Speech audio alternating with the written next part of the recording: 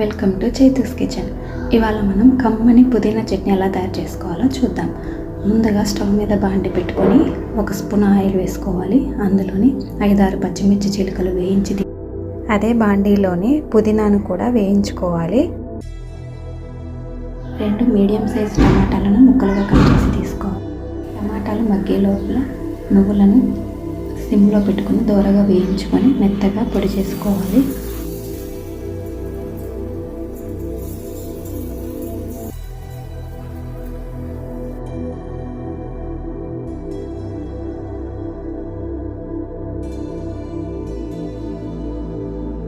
మగ్గిన టమాటా ముక్కలలోనే చిన్న నిమ్మకాయ సైజ్ అంతా చింతపండును కూడా వేసుకోవాలి. కొంచెం కలుపుకొని ఇందులోనే ఒక 3-4 వెల్లుల్లి రెబ్బలను వేసుకొని కొంచెం మగ్గనివ్వాలి. ఈ జార్లోనే వేయించిన పచ్చిమిర్చి, పుదీనా, నూనెలో వేయించిన టమాటా, చింతపండు, ఉప్పు, తగినన్ని నీళ్లు పోసుకొని మెత్తగా మిక్సీ పట్టుకోవాలి. పోపు పెట్టుకుంటే కమ్మని పుదీనా చట్నీ రెడీ. ఇలాంటి మరిన్ని హెల్తీ రెసిపీస్ కోసం మా ఛానల్ని లైక్, షేర్ అండ్ సబ్స్క్రైబ్ చేసుకోండి.